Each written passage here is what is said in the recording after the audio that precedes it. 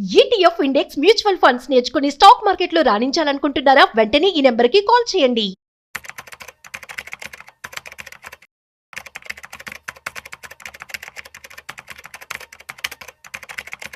Present మనతో ఉన్నారు stock market analyst Sundar Ramareddy గారు. నమస్తే సార్. నమస్తే మ్యామ్. సార్, ప్రెజెంట్ మార్కెట్లో చూసుకుంటే గోల్డ్ అండ్ సిల్వర్ ఫ్లక్చుయేషన్స్ చూస్తూనే ఉన్నాము. ఒకరోజు తగ్గుతుంది, ఒకరోజు పెరుగుతుంది. మరి ఈరోజు మళ్ళీ తగ్గినట్టే మనకు అనిపిస్తుంది. ఎందుకు ఈ ఫ్లక్చుయేషన్స్ జరుగుతున్నాయంటే? బేసికల్గా ఏ మెటల్ అయినా సరే ఒకే డైరెక్షన్లో కపుల్ ఆఫ్ డేస్ పోవటం తర్వాత ఆగిపోతుందండి. అండ్ ఇది కూడా టూ మచ్ పెరిగింది. 2025 belongs to silver and gold.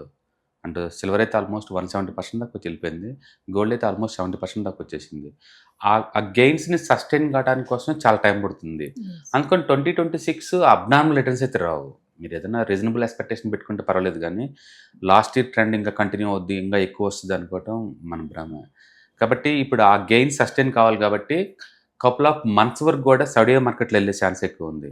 అందుకే ఈ సంవత్సరం నేను పెట్టిన టార్గెట్ +-15% అన్నది. అందుకంటే ఎక్కువ పోదు, అందుకంటే తక్కువ పడే ఛాన్స్ లేదు. అందుకని నెక్స్ట్ కపుల్ ఆఫ్ మంత్స్ వరకు కూడా గోల్డ్ నుంచి మనం నార్మల్ రిటర్న్స్ ఎక్స్పెక్ట్ చేయొచ్చు. ఎస్. మరి ఈ బంగారం సార్, ప్రపంచంలో చూసుకుంటే మరి ఇంత ఖరీదైనటువంటి ఈ బంగారం ప్రపంచంలో కొన్ని దేశాలంటే ఎక్కువగా అందిస్తాయి అంటారు కదా, ఏమేమి దేశాలు ఎక్కువగా అందిస్తున్నాయి? సో బేసికల్గా మైనింగ్ యాక్టివిటీ ఎక్కడైతే ఎక్కువ ఉంటుందో అక్కడ గోల్డ్ ఉండే ఛాన్స్ ఎక్కువ ఉంటుంది అనమాట. వరల్డ్ వైడ్గా గోల్డ్ మైనింగ్ చేసే దాంట్లో అంటే ఫస్ట్ చైనా వాళ్ళు ఉంటారండి. చైనా వాళ్ళు సంవత్సరానికి ఆల్మోస్ట్ 375 టన్స్ మ్యానుఫ్యాక్చరింగ్ చేస్తారు వాళ్ళు మైనింగ్ యాక్టివిటీ ద్వారా. వాళ్ళు యాక్చువల్లీ ఇంపోర్ట్స్ అంతకంటే ఎక్కువ చేసుకుంటారు, ఇంకా చాలా కూడా అది. అండ్ రెండో దేశం రష్యా అనమాట. 325 టన్స్ వీళ్ళు రష్యా వాళ్ళు తయారు. వరల్డ్లోనే సెకండ్ ద బిగ్గెస్ట్ ప్రొడ్యూసర్ అనమాట రష్యా. తర్వాత ఆస్ట్రేలియా వాళ్ళండి. మైనింగ్లో ఆస్ట్రేలియా చాలా పాపులర్. మెజారిటీ మైనింగ్ యాక్టివిటీస్ అన్నీ కూడా ఆస్ట్రేలియా ప్రపంచానికి అందిస్తూ ఉంటుంది అనమాట. వీళ్ళు 314 టన్స్ తయారు చేస్తారు ప్రయాణం వచ్చేకల్లా. నెక్స్ట్ కెనడా అండి 195 టన్స్. తర్వాత యునైటెడ్ స్టేట్స్ 173 టన్స్ ఉంటుంది. తర్వాత ఘనా అని చెప్పేసి ఆఫ్రికన్ కంట్రీ అనమాట. అక్కడ కూడా మైనింగ్ యాక్టివిటీస్ ఎక్కువ. 127 టన్స్ తయారు చేస్తారు ప్రయాణం వచ్చేకల్లా. తర్వాత పెరు మళ్ళీ ఇది కూడా అక్కడ కంట్రీయే. వీళ్ళు 126 టన్స్ ప్రయాణం. తర్వాత ఇండోనేషియా 125 టన్స్ ప్రయాణం. Mexico 124 turns. అండ్ ఉజ్బెకిస్తాన్ ఒకటి 111 టన్స్ తయారు చేస్తారు. వీళ్ళు ప్రపంచంలో టాప్ 10 గోల్డ్ని మైనింగ్ చేసే కంట్రీస్ అనమాట. ఇండియా ఎక్కడ టాప్ 10 ఉండదు. సో రీసెంట్గా కియోసాకి కూడా ఒక అంచనా వేశారు కదా, బంగారం ధరలు, వెండి బంగారం ఇలా ఉంటుంది, స్టాక్ మార్కెట్ ఇలా ఉంటుంది అని చెప్పి ఒక అంచనా వేయడం అయితే జరిగింది. సో బేసికల్గా ప్రతి ఒక్కళ్ళు మార్కెట్ని ప్రెడిక్ట్ చేస్తూ ఉంటారండి. ఆయన rich dad poor dad book రాశారు కాబట్టి చాలా పాపులర్ అయ్యారు కాబట్టి ఏదో డైలాగ్ పడతారు. ఇప్పటివరకు అయితే స్టాక్ మార్కెట్ కొలాప్స్ అవుతుందని చెప్పేసి 30 టైమ్స్ చెప్పాడు లాస్ట్ 2 ఇయర్స్లో. అది పెరుగుతూనే ఉంది. కాబట్టి ఒక వ్యక్తి ఇచ్చే ప్రెడిక్షన్ పట్టుకొని మనం దూరం పోద్ది అని చెప్పలేం, కానీ బట్ ఓవరాల్గా అయితే ఎస్, బంగారం డిమాండ్ ఉంది, ఇప్పటికీ ఉంది. దాని అర్థం ఎవ్రీడే పెరిగిద్దని కాదు, ప్లస్ మార్నింగ్ కల్లా 1% అవుద్దని కాదు కదా. సో ఇయర్లీ యావరేజ్ మీద మనం 10 to 15% హిస్టారికల్ డేటా పెట్టుకోవచ్చు. ఇప్పుడు ఎందుకు పోదు అంటే లాస్ట్ ఇయర్ బాగా పెరిగింది కాబట్టి అంత పెరిగే ఛాన్స్ లేదు. బట్ సెంట్రల్ బ్యాంక్స్ మొత్తం సపోర్ట్ ఉంది కాబట్టి ఆ ప్రైస్ సస్టైన్ అవుతుంది అని అంటుంది. కాబట్టి నెక్స్ట్ కపుల్ ఆఫ్ మంత్స్ వరకు కూడా మనం +-15% చొప్పున రొటేట్ అవుతూ ఉంటుంది. 3 lakhs వరకు వెళ్ళిపోతానన్న వెండి ధర చూసుకుంటే కొంచెం క్రమేపీ తగ్గిపోతుంది సార్. మార్కెట్ ఎలా ఉంది ఈరోజు? 3 lakh వరకు వెళ్తుందంటే డెఫినెట్గా వెళ్తుంది వెండి. బట్ అది ఈ సంవత్సరం వెళ్తాను గ్యారంటీ ఏం కాదు. ఓకే, ఇండస్ట్రీ వైజ్ డిమాండ్ పెరుగుతున్నమాట నిజం. అది ఎలక్ట్రికల్ వెహికల్స్ కావచ్చు, 5G టెక్నాలజీ కావచ్చు, ఆర్టిఫిషియల్ ఇంటెలిజెన్స్ కావచ్చు, డేటా సెంటర్స్ కావచ్చు, మొత్తం మీద వాటికి హ్యూజ్ డిమాండ్ పెరుగుతుంది. అదే టైంలో మైనింగ్ యాక్టివిటీ తగ్గుతుంది. యాక్చువల్గా ప్రపంచంలో బిగ్గెస్ట్ మైనింగ్ చేసే 2 మైన్స్ క్లోజ్ చేస్తున్నారు ఈ సంవత్సరం. దాంతో ఇంకొంచెం డిమాండ్ ఎక్కువ ఛాన్స్ ఉందని చెప్పేసి వరల్డ్ వైడ్గా అబ్నార్మల్ మూవ్ జరిగింది. బట్ ఎంత డిమాండ్ ఉన్నా సరే అది 170% నువ్వు జస్టిఫికేషన్ చేసుకోలేరు. అంటే too much speculative activities run అవుతున్నాయి. కాబట్టి ఆ స్పెక్యులేషన్ యాక్టివిటీస్ డల్ అయ్యే ఛాన్స్ ఎక్కువ ఉంది. మార్కెట్ కనుక కపుల్ ఆఫ్ డేస్ న్యూట్రల్గా ఉందనుకోండి, ఆటోమేటిక్గా స్పెక్యులేషన్ తగ్గిపోద్ది. అప్పుడు మళ్ళీ గ్రౌండ్ రియాలిటీకి వచ్చింది అనమాట. కాబట్టి సిల్వర్ నుంచి కూడా అంత పెద్ద యాక్టివిటీ మనం ఎక్స్పెక్ట్ చేయలేము ఈ సంవత్సరం. మేబీ ఒక 20% మూవ్ ఎక్స్పెక్ట్ చేయొచ్చు. బట్ డెఫినెట్గా గోల్డ్తో పోల్చుకుంటే ఎక్కువ మూవ్ ఎక్స్పెక్ట్ చేయొచ్చు సిల్వర్ దగ్గర నుంచి. ఈ రెండే కాదు, ఎంటైర్ మెటల్ ప్యాక్ అంతా కూడా 2 రోజుల నుంచి క్రాక్ అయింది, పడిపోతూనే ఉంది. అండ్ కాబట్టి టెంపరీగా మూమెంట్ మిస్ అవుతుంది అనుకోవచ్చు, పాజిటివ్ మూమెంట్ మిస్ అవుతుంది. ప్రెసెంట్ మరి గోల్డ్ పైన, సిల్వర్ పైన ఇన్వెస్ట్మెంట్ పెట్టే వాళ్ళకి టైం బాగుందంటారు, పెట్టొచ్చు అంటారా? ఏమంత డిస్కౌంట్లో ఉందని పెట్టడానికి మీరు ఎస్ఎఫ్ఎల్ ధర కావాలంటే కొనుక్కుంటూ పోవచ్చు, వాటిని ఆపద్దు long term point of view అయితే. బట్ 1 వీక్ 1 మంత్ కోసం అయితే మాత్రం చార్ట్స్ బాగలేదు.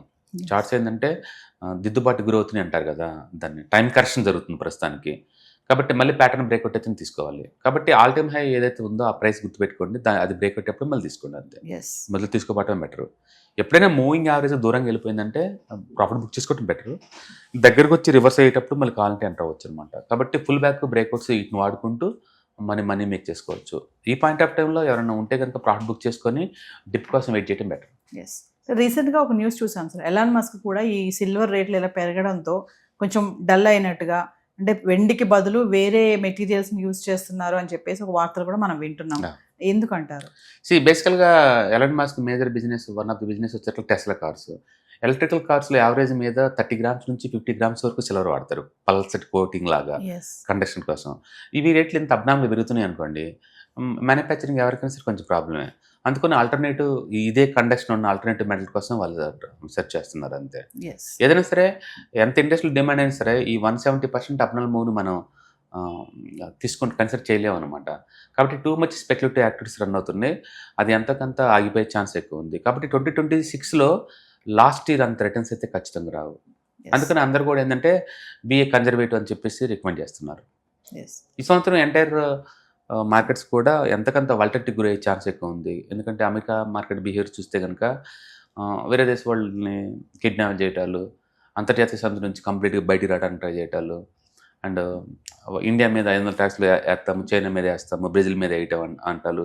ఇలాంటి అన్నిటి వల్ల ఏంటంటే అమెరికన్ మిడ్ టర్మ్ ఎలక్షన్స్ అయిపోయేంత వరకు కూడా అండ్ 1 more year లాస్ట్ ఇయర్లోనే వాలటిలిటీ వచ్చింది అనుకోవచ్చు.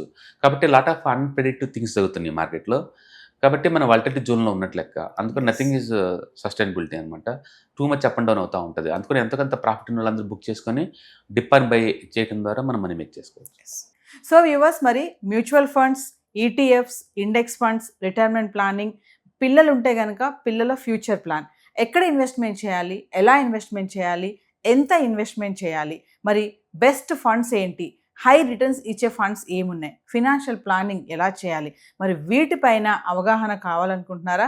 ఖచ్చితంగా మరి January 10th and 11th 6 PM to 9 PM అంటే 3 hours ఆన్లైన్ క్లాసెస్ నిర్వహించబోతున్నారు సుందర్ రామరెడ్డి గారు, స్టాక్ మార్కెట్ ఎనలిస్ట్. మరి ఇంట్రెస్ట్ ఉన్న వాళ్ళు ఎన్రోల్ చేసుకోండి. కింద కనిపిస్తున్న నెంబర్కి కాల్ చేస్తే మా టీం మీకు అందుబాటులో ఉంటుంది. ఈ month January 10th, 11th Saturday, Sunday and 6 hours online webinar ETFs, index funds and mutual funds మీద జరుగుతుందండి. అండ్ ఇంట్రెస్ట్ ఉన్న పార్టిసిపెంట్స్ ఈ కింద స్క్రోల్ అవుతున్న నెంబర్పై కాల్ చేసేసి మీ సీట్ని బుక్ చేసుకోండి. ఇందులో మీకు ఈటీఎఫ్స్ అంటే ఏంటి, ఎన్ని రకాల ఈటీఎఫ్స్ ఉన్నాయి, అండ్ కొత్త ఈటీఎఫ్స్ని ఎలా ట్రాక్ చేసుకోవాలా, అండ్ ఎన్ఎస్సి లేదా బీఎస్సీ నుంచి ఎక్కడి నుంచి వీటిని ట్రాక్ చేసుకోవాలా, అలాగే mutual funds and best mutual ఫండ్స్ని ఎలా పిక్ చేసుకోవాలా, అండ్ మ్యూచువల్ ఫండ్స్ని బెస్ట్ వాటిని పిక్ చేసుకోవడానికి కావాల్సిన స్కానర్స్, ఆ సాఫ్ట్వేర్స్ వాటి గురించి, అండ్ ఇండెక్స్ ఫండ్స్ ఎలా తీసుకుంటే, ఎలా కంపేర్ చేసుకుంటే బెస్ట్ వాటిని పిక్ చేసుకోవచ్చు. ఇలా లాంగ్ టర్మ్ వెల్త్ క్రియేషన్కి, వెల్త్ మెయింటెనెన్స్కి, వెల్త్ ప్రొటెక్షన్స్కి ఈ ETFs, index funds, mutual funds ఎలా యూజ్ అవుతాయో డీటెయిల్గా మనం మాట్లాడుకోవచ్చు. కాబట్టి మీ ఇంట్రెస్ట్ ఉన్న పార్టిసిపెంట్స్ అందరూ కూడా కింద ఈ స్క్రోల్ అవుతున్న నెంబర్పై కాల్ చేసుకొని మన సీట్ని బుక్ చేసుకోవాల్సింది కోరుతున్నాను.